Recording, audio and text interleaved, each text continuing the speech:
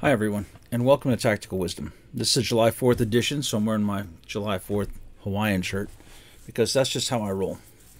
At the end of this Independence Day, and before you go let off your fireworks, I wanted to share with you a couple pieces from our history that I think are particularly relevant in the time that we are. The first is from a speech given by Patrick Henry. He was addressing the Virginia legislature or House, whatever they called it at the time, trying to convince them to join the rest of the colonies in the revolution against the crown. And he was argued against pretty heavily by a bunch of loyalist members of the House. And the thing that he was told was that, hey, the British Army is the most powerful military in the world. We can't possibly win. You can't fight them. They got fighter planes and nukes. Okay, they probably didn't say that part, but that's sort of what they were getting at. Let me give you Patrick Henry's response because it is so vitally important in our world today. They tell us, sir, that we are weak, unable to cope with so formidable an adversary. But when shall we be stronger? Will it be the next week or the next year? Will it be when we are totally disarmed and when a British guard shall be stationed in every house? Shall we gather strength by irresolution and inaction? Shall we acquire the means of effectual resistance by lying supinely on our backs and hugging the delusive phantom of hope until our enemies shall have bound us hand and foot? Sir, we are not weak, if we make proper use of those means which the God of nature hath placed in our power. 3 millions of people, armed in the holy cause of liberty, and in such a country as that which we possess, are invincible by any force which our enemy can send against us. Besides, sir, we shall not fight our battles alone. There is a just God who presides over the destinies of nations, who will raise up friends to fight our battles for us. The battle, sir, is not to the strong alone. It is to the vigilant, the active, the brave. It goes on a little bit, but at the very, very end, I want to get to this part, and this is where I want to address that hope of everyone saying, well, if we just go along to get along, everything will be fine. The last paragraph really addresses this. It is vain, sir, to extenuate the matter. Gentlemen may cry, peace, peace, but there is no peace. The war has actually begun. The next gale that sweeps from the north will bring to our ears the clash of resounding arms. Our brethren are already in the field. Why stand we here idle? What is it that gentlemen wish? What would they have? Is life so dear or peace so sweet as to be purchased at the price of chains and slavery?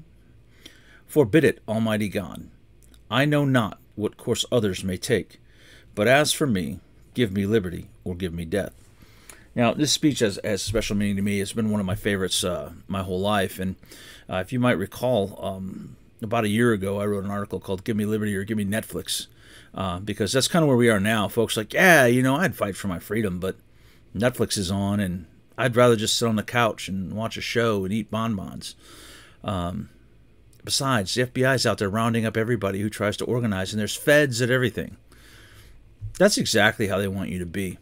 That leads to the price of chains and slavery, just so you know.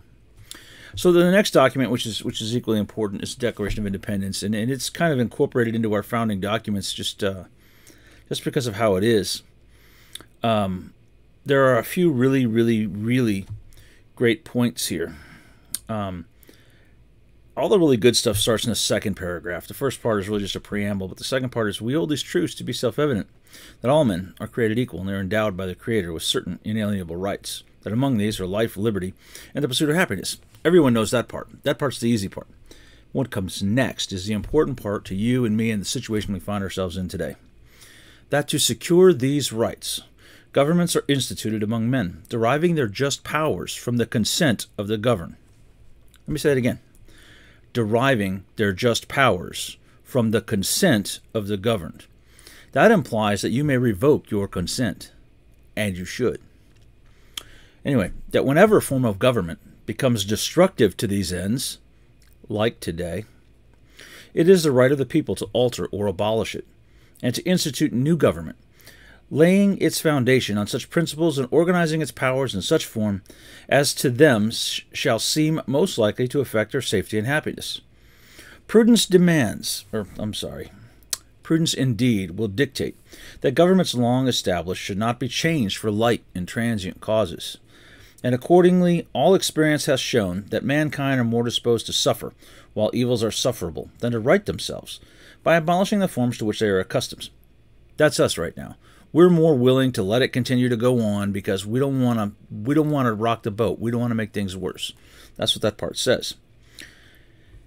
Here we are. Here comes Joe Biden. No, I'm sorry. Here comes the entire left. But when a long train of abuses and usurpations, pursuing invariably the same object, evinces a design to reduce them under absolute despotism, it is their right, it is their duty, to throw off such government and to provide new guards for their future security. Such has been the patient sufferance of these colonies, and such is now the necessity which constrains them to alter their former systems of government. When a government becomes alien to you, when it decides to restrict your rights and it decides to seize more and more power from it for itself without the consent of the governed, that's when things need to be reinstituted. Thomas Jefferson himself said we need a little revolution every 20 years to remind the government who their masters are. And he was not wrong. That's actually a pretty great point. But when you go through, the next part of the Declaration is them listing their grievances, and a few of them are kind of important to us today. That is most important. One of the ones that's really, really, really the craziest one that pops on here. Let me find it. He has erected a multitude of new offices and sent hither swarms of officers to harass our people and eat out their substance. The ATF, the FBI, the EPA, all these agencies that have police powers, right there. They complained about it when we founded this country. This is 87,000 new IRS agents right here.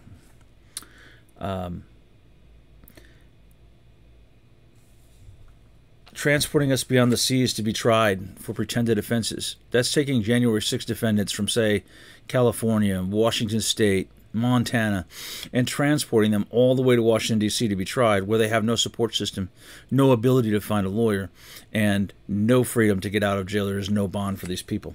There's just a lot of things in there that really apply to us. But what I want to discuss is all the way down here. The very last one we put is, he has excited domestic insurrections amongst us, and has endeavored to bring on the inhabitants of our frontiers, the merciless Indian savages, whose known rule of warfare is an undistinguished destruction of all ages, sexes, and conditions. Excited domestic insurrections among us. Need I say more? The third term of Barack Obama has indeed done that. Now, I'm not saying that anything bad needs to happen for the feds watching this. I'm just saying that we should perhaps hold our government accountable to our founding documents and the principles which this country was founded on: religious freedom, the freedom of speech, the freedom to defend yourselves. But as we go all the way down here, it talks about how they've petitioned for redress and they got nothing but the door slammed in their face. The favorite part to me, the very, very best part, is the very last sentence written by these men. Keep in mind that these men, several of them were captured, killed. Many were made destitute. Many were imprisoned. Many had their entire families killed. But here it is, at the very, very end. And for the support of this declaration, with a firm reliance on the protection of divine providence, we mutually pledge to each other our lives, our fortunes, and our sacred honor. We don't talk about things like that anymore, pledging to each other our lives, our fortunes, our sacred honor. We want to make a meme out of everything. And I know a lot of you like to make fun of me and some of my old-fashioned thoughts and ways and things like that. But guess what? This is really the way that we ought to be. We ought to be pledging our sacred honor, our lives, and our fortunes in a fight for the freedom for everyone. It's not just freedom for our side, it's freedom for both sides, and that's what the other side doesn't get. They somehow believe that if they get their way, they'll have freedom and we won't. We're looking to give freedom to all sides. We're trying to restore what was once our system, right? Limited government and the rights retained by the states and the people, rather than a one all-powerful federal government that directs the states and has their hand in every little aspect of people's lives. That, my friends, is the lesson of July 4th. Your heritage is that of insurrectionists and resistors, rebels, smugglers, rogues, whatever it is, men and women who would rather be free than live a day under slavery. So as you end your 4th of July, think about those things, think about what they mean today, and think about the concrete action steps you can do to hold your elected representatives accountable. what you can do to be a little more prepared to defend and protect your family from bad times that may come, well, that will come, and what you can do to advance the cause of liberty, even if it's just in your own zip code. Thank you for watching. Thanks for a little bit of your time today.